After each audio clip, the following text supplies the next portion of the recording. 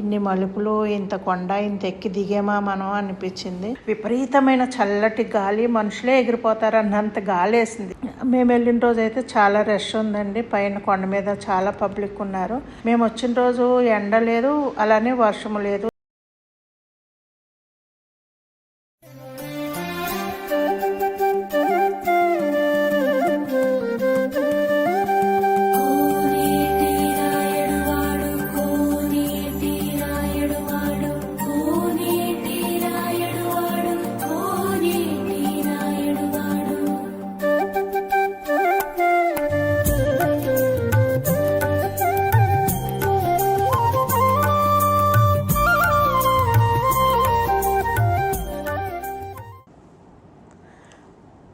Hi అండి, అందరికీ నమస్తే అండి. తిరుపతి వ్లాగు సెకండ్ డే అండి. మేము దర్శనం చేసుకున్నాము. మార్నింగ్ ఫస్ట్ వ్లాగ్ అయితే పెట్టాను, ఎవరైనా చూడకపోతే చూడండి. దర్శనం చేసుకుని తెల్లవారుజామున 4:30కి మాకు 3 గంటలకి స్లాట్ అని చెప్పాను కదా, 4:30 కల్లా బయటకు వచ్చి దర్శనం చేసుకున్నాము. లడ్డు ప్రసాదాలు తీసుకున్నాము. చెప్పులేమో వెంగమాంబ అన్నదాన సత్రం దగ్గర ఉన్నాయి కదా, అన్నప్రసాదం దగ్గర చెప్పుల కోసం వెళ్తున్నాము. ఇక్కడ నుంచి కెమెరాది ఫోన్లు కూడా బయట పెట్టేశాము. మేము పట్టుకెళ్ళిన కెమెరా అయితే, ఫోన్ అయితే పెట్టేసాం కదా, అవన్నీ తీసుకుని చెప్పులు తీసుకోవాలి. ఈ మాడవీధుల్లో నడవటం కొంచెం కష్టమైపోయింది, చెప్పులు లేకుండా నడవటం. కానీ స్వామివారి ప్లేస్లో మనం చెప్పులు వేసుకుని నడవకూడదు కదండి. అలాగే గోవింద గోవింద అనుకుంటా వెళ్ళినాము. కొంచెం కష్టమైనాను. చాలా బాగా జరిగిందండి దర్శనం. నెక్స్ట్ మేము ఏమేమి చూసామో చెప్పే ముందు మన ఛానల్ కొత్తగా ఎవరైనా చూస్తుంటే సబ్స్క్రైబ్ చేసుకోండి, లైక్ ఇవ్వండి. పుష్కరిణి అండి, పుష్కరిణి కూడా చాలా బాగుంది. ఇక్కడ చాలాసేపు అయితే కూర్చున్నాం మేము. ముందు రోజు నైటు, అలాగే తర్వాత వెళ్ళేటప్పుడు కూడా చాలా మంచిగా అనిపించింది. ఇంకా మేము తిరిగి బస్ స్టాప్కి వెళ్ళి బస్ ఎక్కుదాం అనుకున్నాము. మళ్ళీ అంత దూరం వెళ్ళాక మాకు వాకబుల్లోనే ఒక జీప్ కనిపించింది. సరే తిరుపతి వెళ్తుంది, కొండ దిగుతుంది అంటే మేము ఇంకా అది ఎక్కేసామన్నమాట, ఖాళీగా ఉందని. ఇంక మేము కిందకి దిగిపోతున్నామండి. ఎందుకంటే మేము ఆల్రెడీ ఒక వెహికల్ ముందు రోజే మాట్లాడి పెట్టేసుకున్నాము. మేము మిగతా ప్లేసెస్కి వెళ్తాకి కింద దిగి రెడీ అయ్యి వెంటనే వెళ్ళాలన్నమాట. మేము అసలు ఏమాత్రం రూమ్కి వచ్చి రెస్ట్ తీసుకోలేదు, ఫ్రెష్ అప్ అయిపోయాము.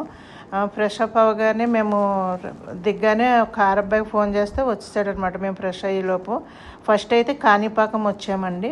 కాణిపాకంలో ఫోన్స్, కాణిపాకం అని కాదు, ఏ టెంపుల్లో కూడా మొబైల్స్ అయితే అలౌ చేయట్లేదు. అందుకు లోపలైతే ఎక్కడ తీయలేకపోయామండి. ఇక్కడ కూడా చాలా పబ్లిక్ అయితే ఉన్నారు. ఇక్కడ దర్శనం అయితే అయింది. హోమం జరుగుతుంది ఆ రోజు. స్వామివారు అయితే ఈ విధంగా ఉంటారండి లోపల. చాలా మంచి దర్శనం అయింది ఇక్కడ కూడాను. అలాగే కాణిపాకంలో దర్శనం చేసుకున్నాము. దర్శనం చేసుకుని నెక్స్ట్ మేము శ్రీపురం వచ్చామండి. శ్రీపురము గోల్డెన్ టెంపుల్ చాలామందికి తెలిసే ఉంటుంది, తెలియని వాళ్ళ కోసం అయితే చెప్తున్నాను. ఇక్కడ అమ్మవారు చాలా బాగుంటారండి. ఇక్కడ కూడా ఫోన్స్ అలౌ లేదు, మొబైల్స్, చెప్పులు అన్నీ ప్లేస్లో పెట్టేసి మేము లోపలికైతే వెళ్ళాము. లోపల ఈ విధంగా శ్రీచక్ర ఆకారంలో ఉంటుంది. అది లోపలంతా చూసుకుంటే మంచిగా వెళ్ళాము. టెంపుల్ అయితే ఇలా వాటర్లో మంచిగా బంగారపు ఛాయలో మెరిసిపోతూ ఉంటుంది. అక్కడ అమ్మవారి దర్శనం చేసుకున్నాము. స్వయంగా అమ్మవారిని, బంగారు లక్ష్మీదేవి 70 కిలోల వెయిట్లో అమ్మవారు ఉంటారు. అమ్మవారికి కూడా మేము అభిషేకం అయితే చేసుకున్నాము. ఇంకా చేసుకున్నాక నెక్స్ట్ ఒకలమాత టెంపుల్ వచ్చామండి. కానీ ఇది కూడా చాలా మెట్లు ఉన్నాయి, అందుకని మేము ఇంకా రిటర్న్ అయిపోయాము, నెక్స్ట్ టైం చూద్దామని. ఇది మేము తీసుకున్న హోటల్ అండి. తిరుపతి వచ్చాము.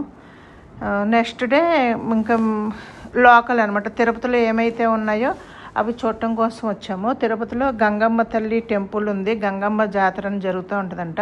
లోపలైతే టెంపుల్ చాలా బాగుందండి. పబ్లిక్ అయితే ఎక్కువ లేరు, దర్శనం చాలా బాగా జరిగింది. అమ్మవారు కూడా చాలా బాగున్నారండి. ఇదిగో మీకు కనిపిస్తున్నారు కదా, అమ్మవారు చాలా బాగున్నారండి. చాలా ప్రసన్న వదనంతో చక్కగా ఉన్నారు. ఇక్కడ అమ్మవారికి పొంగళ్ళు అవి పెడతారనుకుంటా, ఒక నైవేద్యాలు అయితే చేస్తున్నారు. దాని గురించి మాకు పెద్దగా తెలియదు కాబట్టి దర్శనం అయితే చేసుకుని అమ్మవారి బ్లెస్సింగ్స్ తీసుకుని ఇంకా బయటకు వచ్చేసామన్నమాట.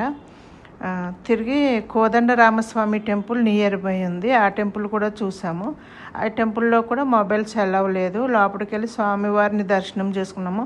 లోపల ప్రాంగణం అయితే చాలా పెద్దగా ఉందండి, చాలా బాగుంది. ఇది కూడాను ఇది ఎంత తిరుమల తిరుపతి దేవస్థానం వాళ్ళే డెవలప్ చేస్తున్నట్లు ఉన్నారు, ఎందుకంటే అక్కడ బోర్డ్స్ ఉన్నాయి. ఇంకా రాముల వారు, సీతాదేవి, లక్ష్మణుడు, ఆంజనేయ స్వామి దర్శనము చేసేసుకున్నాము. ఇక్కడ అయినాక ఇస్కాన్ టెంపుల్కి వచ్చామన్నమాట. ఈ ఇస్కాన్ టెంపుల్ అయితే చాలా చాలా బాగుందండి. అక్కడ చాలాసేపు మేము టైం స్పెండ్ చేసాము, చాలా దర్శనం మంచిగా అయింది. నేను ఇస్కాన్ టెంపుల్స్ మన హైదరాబాద్లో చూశాను, అలాగే బెంగళూరు చూశాను, నెక్స్ట్ తిరుపతి చూశాను, రాజమండ్రి అయితే ఇంకా చూశాను. చాలా బాగుందండి టెంపుల్. ఇక్కడ నేను కొన్ని బుక్స్ కొనుక్కున్నాను, కొన్ని పెయిన్ ఆయిల్స్, అవి కొన్ని హెయిర్ ఆయిల్స్ అట్లాంటివి కూడా తీసుకున్నాను. అవన్నీ ఈ వీడియో ఎండింగ్లో చూపిస్తాను, మీకు ఇంట్రెస్ట్ ఉంటే చూడండి, వీడియో చివరి వరకు చూడండి. ఈ టెంపుల్ అయితే చాలా బాగుందండి. ఇక్కడ తులసివనము, ఇక్కడ ఆంజనేయ స్వామి టెంపుల్ చుట్టూ అంతా చూసాము. అలాగే ఇక్కడ ప్రసాదం పెడుతున్నారు, ప్రసాదం కూడా తీసుకున్నాము. ఇక్కడ కొంచెం సేపు అయితే టైం స్పెండ్ చేసాము, చాలా మంచిగా అనిపించింది లోపల. ఇక్కడ దర్శనం చేసుకుని కాసేపు కూర్చున్నాము.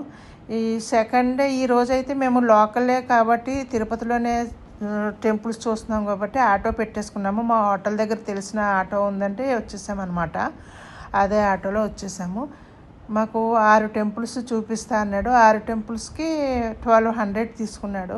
మేబీ ఎక్కువ తక్కువ నాకైతే తెలియదు. చాలా ఎంతసేపు వెయిట్ చేయమన్నా చేసాడు పాపం. చాలా బాగా మాకు అన్నీ చూపించాడు. ఈ విధంగా ఇస్కాన్ టెంపుల్ ఫ్రంట్ వ్యూ అండి, ఇది చాలా బాగుంటుంది. లోపలైతే అద్భుతంగా ఉందండి. శ్రీకృష్ణ పరమాత్మ దర్శనం అయితే చేసుకున్నాము. ఇంకా రాధాదేవి, కృష్ణ పరమాత్మ దర్శనం చేసుకుని ఇంక మేము బయటకు అయితే వచ్చేసాము. ఇస్కాన్ టెంపుల్ దర్శనం చేసుకున్నాక కపిలతీర్థం అయితే వచ్చామండి. కపిలతీర్థము నేను ఇదే ఫస్ట్ టైము చూడటము, చాలా బాగుందండి. కపిలతీర్థం అనే కాదు, అసలు తిరుపతి కూడా నేను ఈ 20 ఇయర్స్లో ఇది సెకండ్ టైం వచ్చాను. మా పాప పుట్టాక ఇది సెకండ్ టైము. కొంచెం తిరుపతి అంటే భయపడేదాన్ని, ఎందుకంటే దర్శనాలు టైం పడుతుందని, ఇంత కంపార్ట్మెంట్లో ఉన్నారని న్యూస్ అయ్యి వస్తాం, కొంచెం అవన్నీ కొంచెం భయపడి వెళ్ళేదాన్ని కాదు. వేరే ఇంకా ప్లేసెస్కి ఇప్పుడు కర్ణాటక, తమిళనాడు అట్లాంటి దూరం ఉన్న టెంపుల్స్కి అయితే భయం లేకుండా వెళ్ళిపోతాను, కానీ తిరుపతి భయపడేదాన్ని. కానీ ఈసారి స్వామివారి కృప, ఆయన రప్పించుకున్నారు, వెళ్ళాము, మంచి దర్శనం అయితే చేసుకున్నామండి.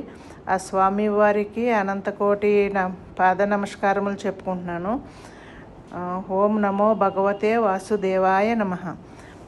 ఇప్పుడు కపిలతీర్థము కూడా చాలా బాగుందండి, ఫస్ట్ టైం చూస్తున్నాను, చాలా ఆనందం వచ్చింది నాకు ఇక్కడైతే. కపిలేశ్వర స్వామి టెంపుల్ లోపలికి వెళ్ళాక అసలు అద్భుతంగా అనిపిస్తుంది నాకు. ఆ లోపల నుంచి అయితే రావాలనిపించలేదు, అంత బాగుందండి. ఆ శివయ్య దర్శనము, అమ్మవారి దర్శనము చేసుకొని, అలాగే ఇక్కడ వ్యూ అయితే చాలా బాగుంది. లక్ష్మీ నరసింహస్వామి కూడా ఒక గుహలో ఉంటారు, అది కూడా చాలా బాగుంది. ఇక్కడ దర్శనం అయితే అద్భుతమే. ఇక్కడ కూడా మేము చాలాసేపు కూర్చొని దర్శనం అయితే చేసుకున్నాము, చుట్టూ అంతా తిరిగాము. తర్వాత ఇక్కడ వాటర్ ఫాల్ అయితే కపిలతీర్థం దగ్గర మనకు వాటర్ ఫాల్ కదా, అది బాగుంటుంది కదా. ఫ్లో ఉన్నప్పుడు అయితే కొంచెం ఎక్కువ ఉంది, కానీ ఇప్పుడు మేము వెళ్ళిన రోజు అయితే చాలా తక్కువ ఉందండి.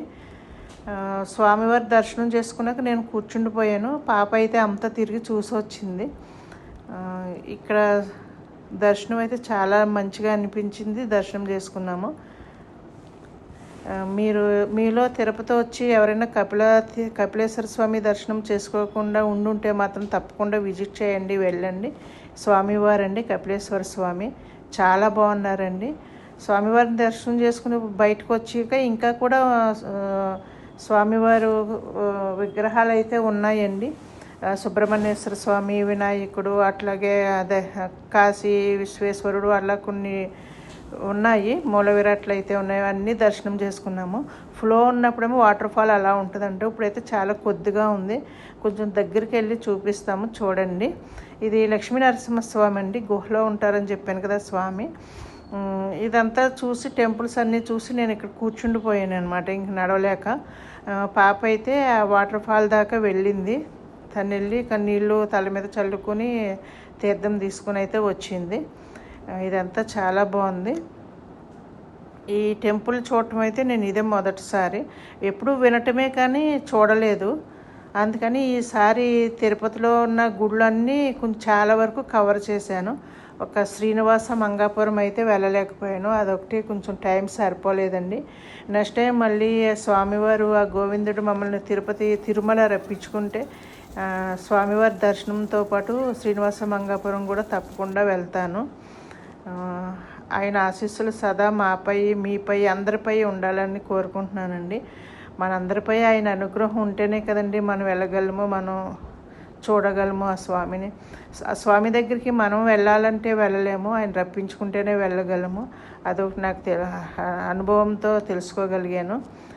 ఇక్కడైతే ఈ కొండలో మధ్య నుంచి వాటర్ రావటం అది చాలా బాగుందండి. ఇక్కడైతే చాలా జనం కూడా ఉన్నారు. చాలా నచ్చింది ఈ ప్లేస్ కూడా నాకు. ఇన్ని రోజులు ఎలా మిస్ అయ్యానా అనిపించింది నాకు, అంతా బాగుందన్నమాట.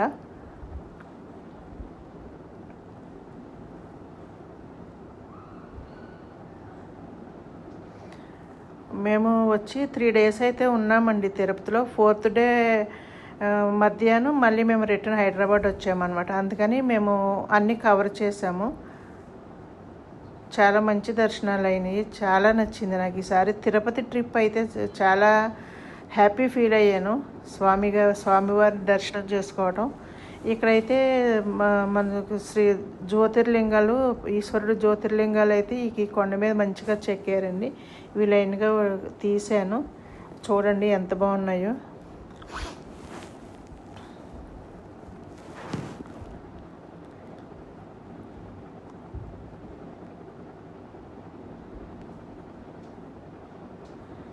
ఇంక ఈ జ్యోతిర్లింగాలు చూసుకుంటూ మేము ఇలా ముందుకి ఇంకా బయటకు వచ్చేస్తున్నాం అన్నమాట. ఇక్కడ కోతులు అయితే ఎక్కువ ఉన్నాయండి, కోతులు అయితే బీభత్సంగా ఉన్నాయి. ఈ పైకి అయితే వెళ్ళలేదండి. ఇంకా మెట్లు ఎక్కువ ఎక్కేదంతా ఇంకా నేను అవాయిడ్ చేశాను.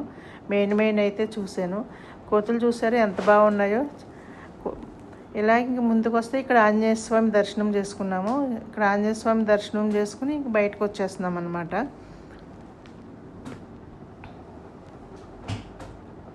ఇక్కడ ఆంజనేయ స్వామి కూడా చాలా బాగున్నారండి. స్వామి దర్శనం చేసుకుని ఇంకా మేము బయటకు వచ్చేసాము.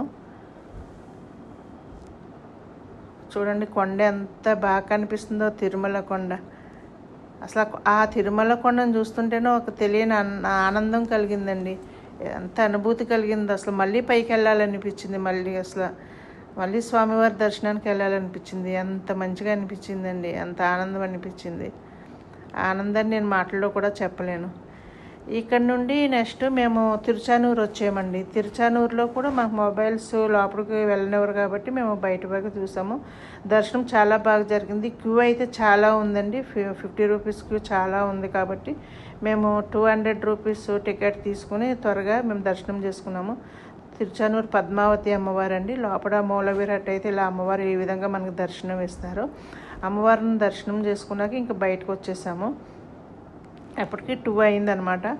ఇంకా గోవిందరాజస్వామి టెంపుల్ లాస్ట్. ఈ టెంపుల్కి వచ్చేసి మేము ఇంకా ఆటో పైన అయితే వెళ్ళిపోమన్నాము, అక్కడ టైము పడుతుంది అని.